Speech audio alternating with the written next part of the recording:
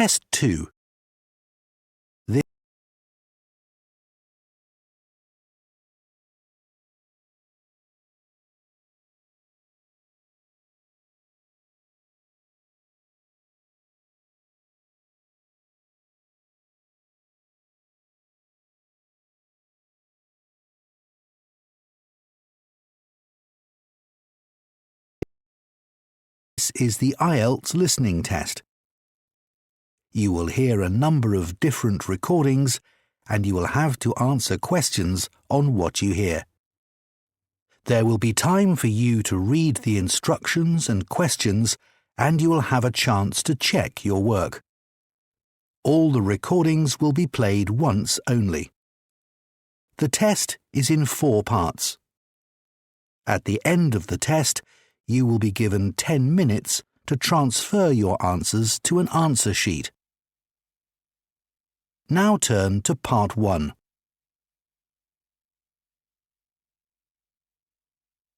Part 1. You will hear a woman phoning to find out about one-day classes held at Stainford College. First, you have some time to look at questions 1 to 5.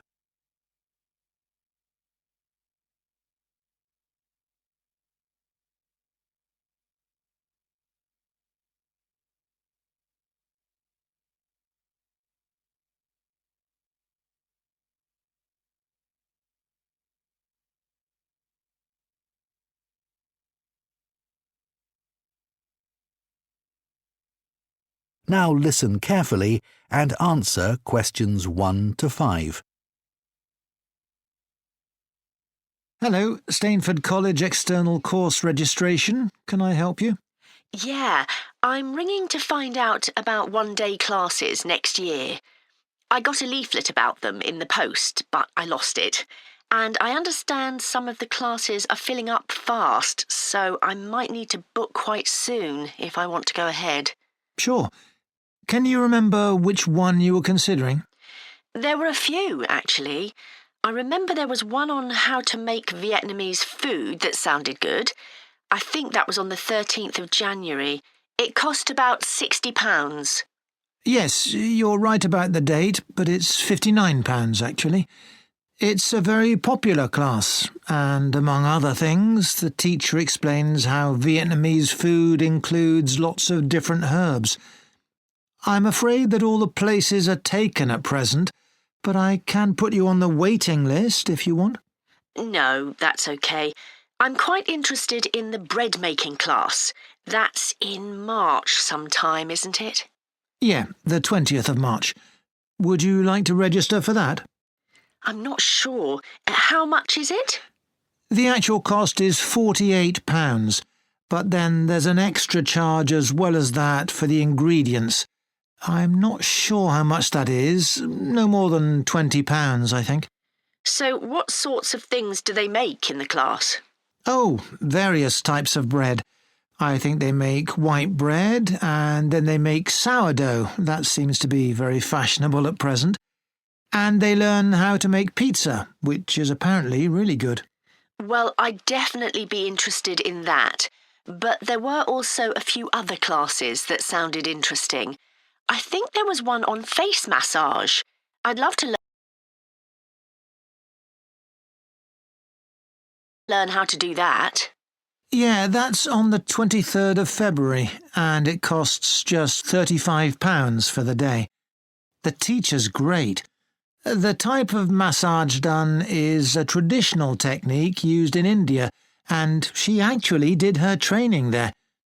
The massage is meant to relax you and get rid of lines and wrinkles. You practice it on yourself, so you have to take a mirror to the class so you can see what you're doing. OK. Before you hear the rest of the conversation, you have some time to look at questions 6 to 10.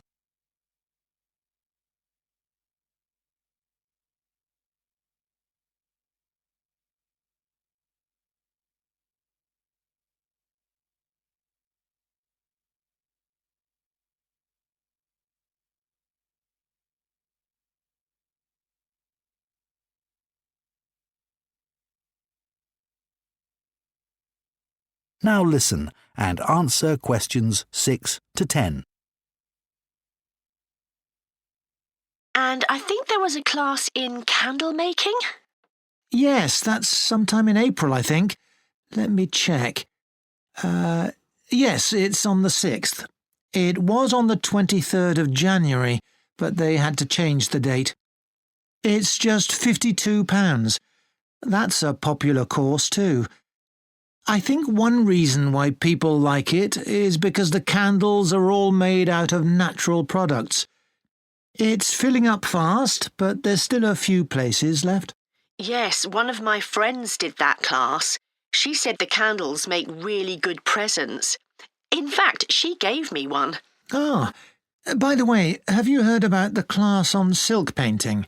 That's being held on the 18th of May. You learn how to create designs on silk fabric and colour them using special dyes. Apparently, people can produce beautiful artworks that way, either to put on the wall as a picture or to use for something like a scarf. It's £67.50, which is really good value, I think. There's a similar class I've seen that was £110. That sounds interesting. Would I need to bring the silk? No, the only thing is everyone has to bring something to protect their clothing, like an apron if you've got one, or a shirt that you don't use anymore, because the dye can really stain your clothes. Right. Then the last class I was considering was a bit different. That was on DIY for beginners. I'd like to learn how to do household repairs. Are there any places left on that? That's on the 24th of February. Yes, there are a few places. It's a bit more expensive. It's £125, but it's a very popular class. You learn how to use an electric drill and a saw. Yeah, that would be really useful. And I even need to learn how to use a hammer because I always end up hitting my fingers. Yes, you'll do that too. And when you've learned how to use the basic tools, you do a practical job, which is fixing a shelf to a wall. Great, just what I need to know. Right, well, I'd like to enrol for that. Part 2. You will hear some recorded information for visitors to a region about history and nature walks there and about a particular visitor attraction. First, you have some time to look at questions 11 to 14.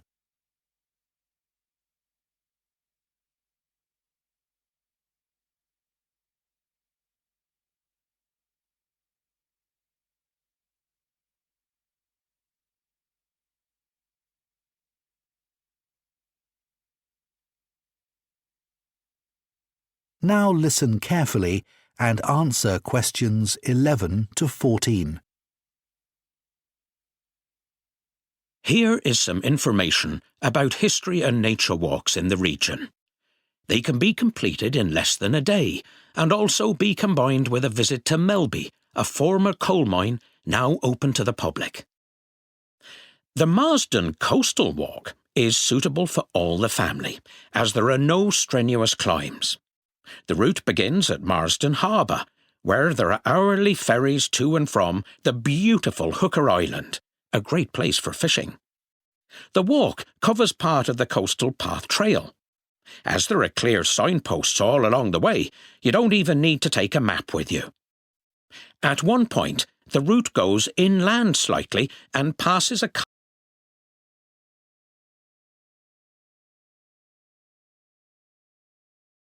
castle built in the 1400s, near to a now vanished market town.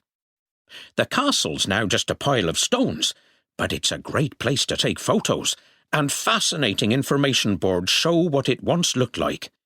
If you set off early, you can be back in time for midday.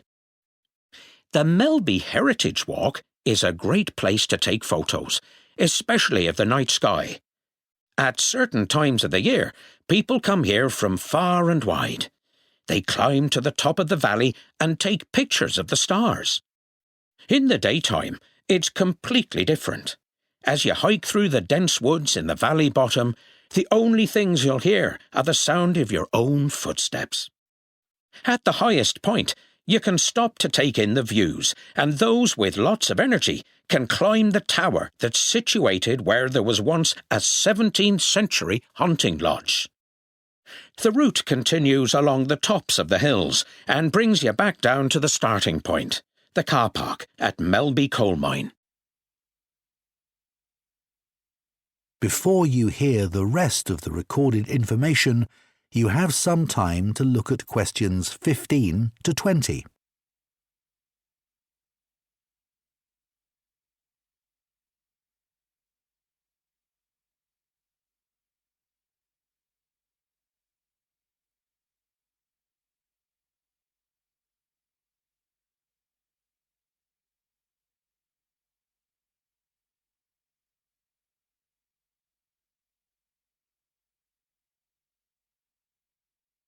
Now listen and answer questions 15 to 20.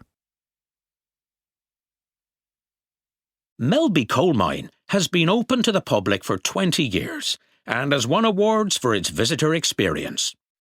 Many of the buildings around the mine are still standing and have been converted into display areas. Firstly, there's an exhibition showing the history of the mine, with many original black and white photos. To see that, you go from the car park via a covered walkway to the main visitor centre. Go through the ticket office to an area where there are lockers to leave heavy bags in, and where you can borrow raincoats. Beyond that room is the exhibition. There's a small bathhouse where miners used to wash after their shift underground. You can see that in the building directly to the north of the engine house. The boiler has gone from there now, but there are lines of tin baths on the stone floor. There's a display of early mining tools from the days before mechanisation. You can find that in a small L-shaped building in the middle of the northern boundary of the site. It's incredible to think how miners were able to use hand implements to cut through rock. The vehicle shed, where you can find wagons of different sizes, along with some of the high-tech cutting machines that were in use until the mine closed, is in the southwest corner of the site and can be accessed via a covered walkway. There is a field with ponies, which are always popular with children, on the northeastern boundary of the site, not approached via a covered walkway. The other building to mention is the Education Centre. This is where school groups go when they visit the mine, but it's also accessible to the public, as it contains a library and small gift shop. The centre is connected to the ticket office via a short section of covered walkway. That is the end of part 2. You now have 30 seconds to check your answers to part 2.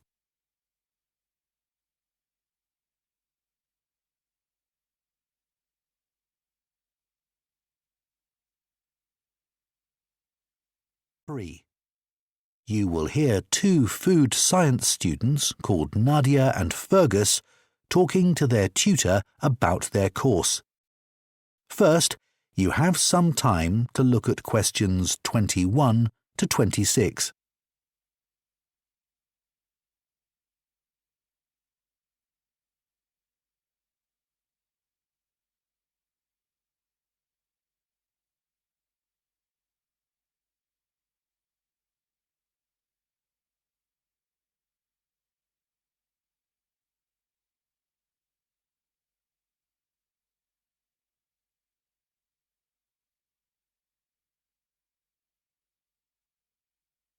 Now listen carefully and answer questions 21 to 26. Thanks for coming along, Nadia and Fergus. So this is a chance for you to give us some feedback about different aspects of your course. What would you like to begin with? I've enjoyed the sessions on food safety. There was some information there that I found really surprising, although some was stuff I knew already, like the rise in rates of obesity. Yeah, that's been in the news a lot. But I hadn't realised that unsafe food causes more than 200 different diseases. No, I'd no idea it was that many. And speaking of diseases, I knew resistance to antibiotics is on the increase, but I didn't know why. That it's partly because when animals are treated with antibiotics, then consumed by humans, the antibiotics get into the food chain. I had no idea about that either. Then the sessions provided a lot of information about plastic pollution from food packaging in the ocean. But I think that most of us were already aware of that. Yeah, but I thought we could have done more on how much food is thrown away, unnecessarily through fear of it being out of date. That was only mentioned in passing. OK, I'll bear that in mind. What did you think about the sessions from visiting lecturers? Fergus?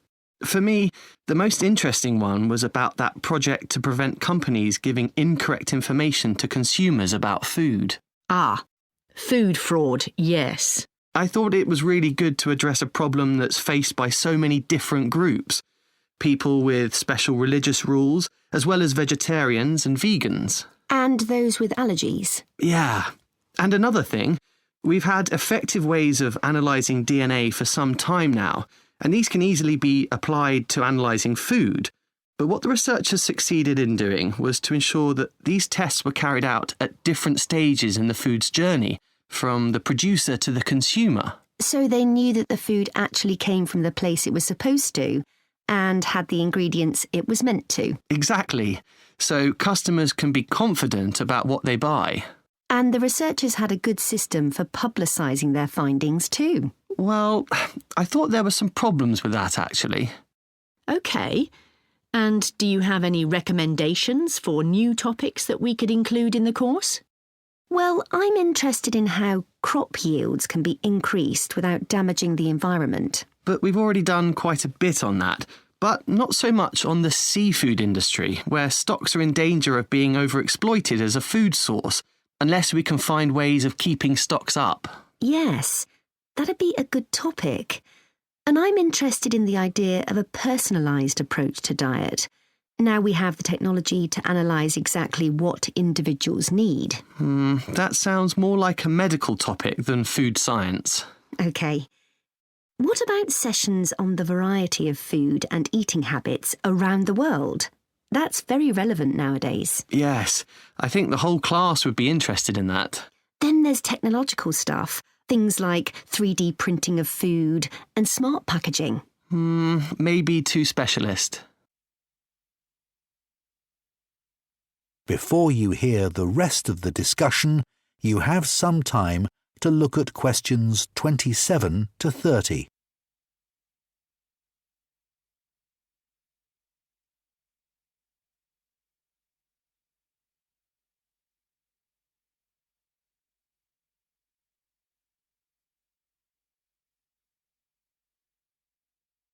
Now listen and answer questions 27 to 30. Now, I'm particularly interested in your project, the one where you developed a new food product. So talk me through the stages. First, you had to decide on your initial aim. We decided we wanted to create something people could eat on the go, rather than in a restaurant. Yeah, so we chose falafel, which was originally a Middle Eastern snack. We made up our minds about that pretty quickly. I know some students found it a lot harder to choose and wasted a lot of time. Then we had to do the literature review. We hadn't done one of these before, so the handout with advice for the project was very useful here. Yes, especially the advice on how to present the information. Then, product development, actually deciding what we'd use to make the falafel. And for me, the interesting thing about that was that we wanted it to be something a bit different from an ordinary falafel. We really made the right choice when we finally decided to use jackfruit, even though it wasn't something that either of us had ever tasted before. Yeah, like the name tells you, it's a fruit, but actually it's really good in savoury dishes. The product production, working out how to make the falafel, was harder than I expected because I'd never made them before. It was mostly trial and error. We started off with the basic recipe and then experimented And when it went wrong, which it did a lot of the time, we just moved on and kept adapting it. And in the end, it turned out fine. And we had a lot of fun. we did. Thank you. Well, your project was a very good... That is the end of part 3. You now have 30 seconds to 4. You will hear part of a presentation. Effects of over ways these talk about. For my presentation today, I'm going to talk about some of the issues facing the cruise ship industry, and then some ways these can be addressed. The cruise ship industry has partly been responsible for the effects of over-tourism in recent decades. Over-tourism occurs in places where excessive numbers of tourists cause significant problems. Pollution, for example, is among the greatest threats to many popular tourist destinations. Of course, for many places, it's a difficult balance to achieve. They want to promote their city or island as a desirable tourist destination, but at the same time are unable to cope with thousands of cruise ship passengers on a daily basis. The trouble is, excessive tourism is destroying the beauty spots and places of interest that people come to visit. Several cities, such as Barcelona, have responded by imposing a tax, which all visitors to the city from cruise ships have to pay. But as it's only a couple of euros, many green campaigners think it won't deter enough people to make any difference. Bruges is another city which became impossible to navigate at times because of the huge numbers of cruise passengers arriving on day trips from the port of Zeebrugge. The city was becoming like a theme park, with shops only catering for tourists selling chocolate, which Belgium is famous for, and other souvenirs. The local council took action to limit cruise passengers to a more manageable level. Dubrovnik had to limit the numbers of cruise ships after it became extremely popular as a cruise ship destination when it featured in a hugely successful TV series. What it does now is control the timing of all cruise ship entries to the city's port. However, many people feel this measure does not go far enough.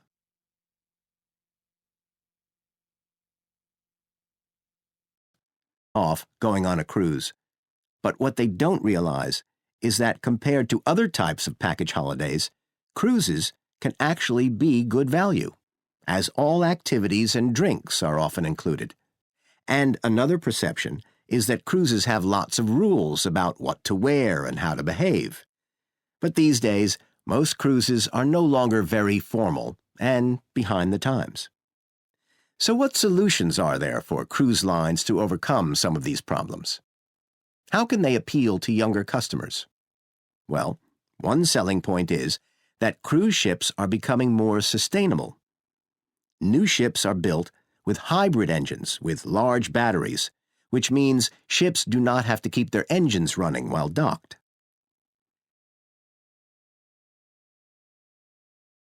Cruises can actually be good value. Groups off, a recent survey of the elderly have an unpopular. Cruise ships may be unpopular in some of their destinations, but they also have an image problem. They've always been perceived as a safe holiday for the elderly, with not much on offer for families or young couples.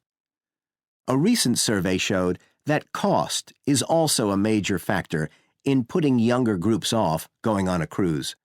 But what they don't realize is that compared to other types of package holidays, cruises can actually be good value, as all activities and drinks are often included. And another perception is that cruises have lots of rules about what to wear and how to behave. But these days, most cruises are no longer very formal and behind the times. So what solutions are there for cruise lines to overcome some of these problems? How can they appeal to younger customers? Well, one selling point is that cruise ships are becoming more sustainable. New ships are built with hybrid engines with large batteries, which means ships do not have to keep their engines running while docked. Cruise lines are also designing ships especially for those in the age range of 21 to 45. The decor in these feels contemporary, and there are a range of activities on board that you wouldn't find on a more traditional cruise. There's even a boxing ring on one ship, and most offer diving expeditions. But there's also a huge focus on well-being, with a variety of sessions of different kinds. Food is always a very important part of any cruise, and cruise ships have had to radically update their menus to suit the tastes of their younger customers.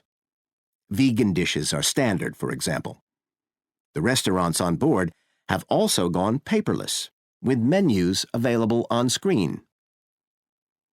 Unlike older generations who went on cruises largely to get away from everything, younger people expect to be able to keep in touch with friends and family. Many people going on longer cruises also spend time working, so companies have to guarantee Wi-Fi that can be relied upon at all times. My grandparents used to love looking through cruise brochures, even when they weren't planning on going on a cruise. Until very recently, TV ads for cruises always felt dated and aimed at retirees. Cruise lines have been slow to adopt the power of social media, but that's all changing.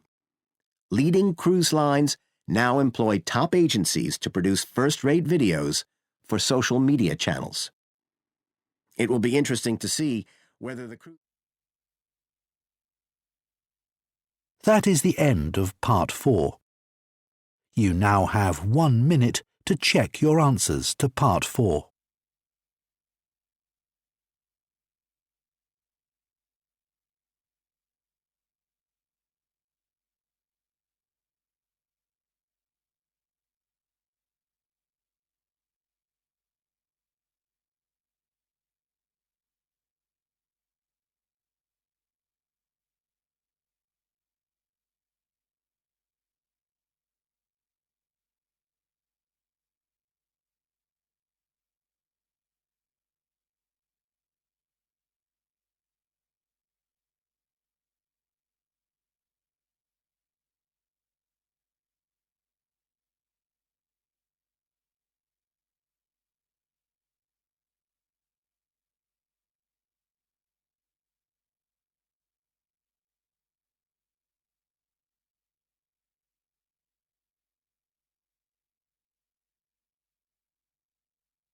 That is the end of the listening test. In the IELTS test, you would now have 10 minutes to transfer your answers to the listening answer sheet.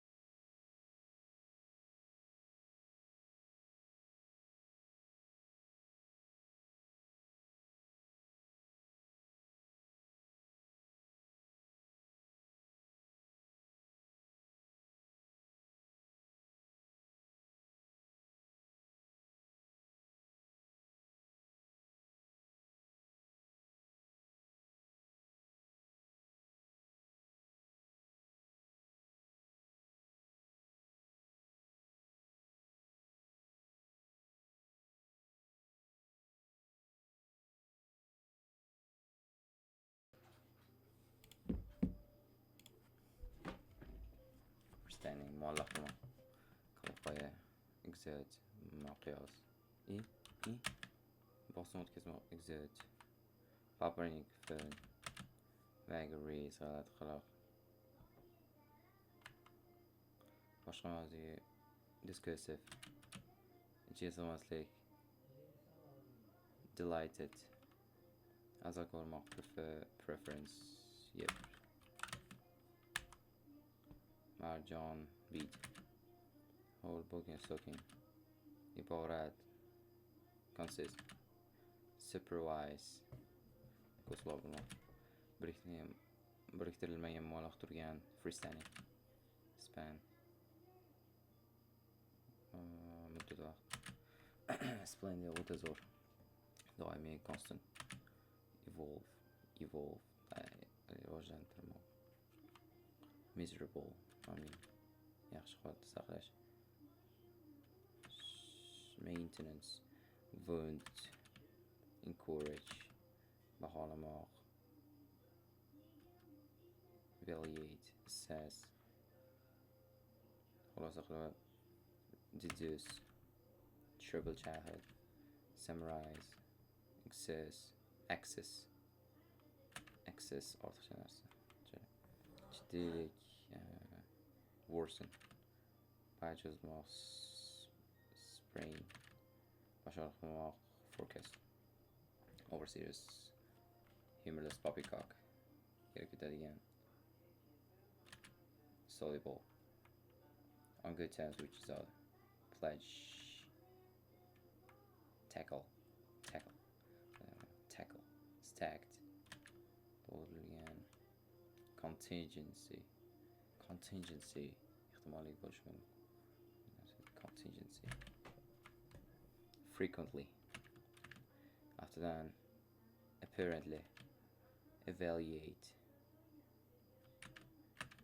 tease okay. Bed bookish extended family Rosley Joseph consent your haqqi fair relative is not close relative distant relative yopishqoq adhesive nikoh matrimony precisely after that then assignment maqtov praise meros inheritance izlamoq pledge forage sorry qo'zg'olmoq supervise qisqartma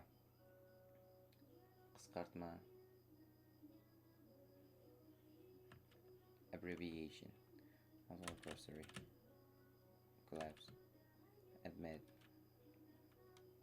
Joel or choir count your blessings have gas counterpart Dalibok pour sonnet moliyaviy yordam financial backing attach ties on Walton all commercial amiable ishqorli outline indeed mutual expand contrast artificial chat paying for unrecoverable unaccountable made trenchant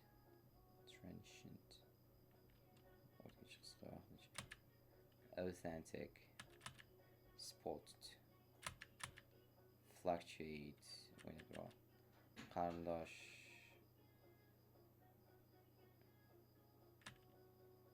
kin share temp compassion by sharers former avvalgi unpatriotic exert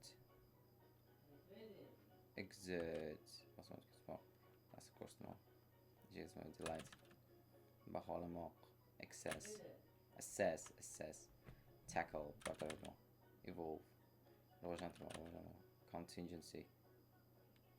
احتمال يقول شو ممكن excess alterations. You'll have fair.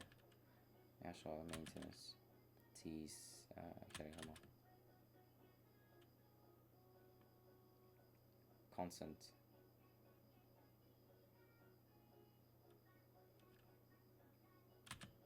خارج كين. Exit. Tempt. جلب. بحال ما assess.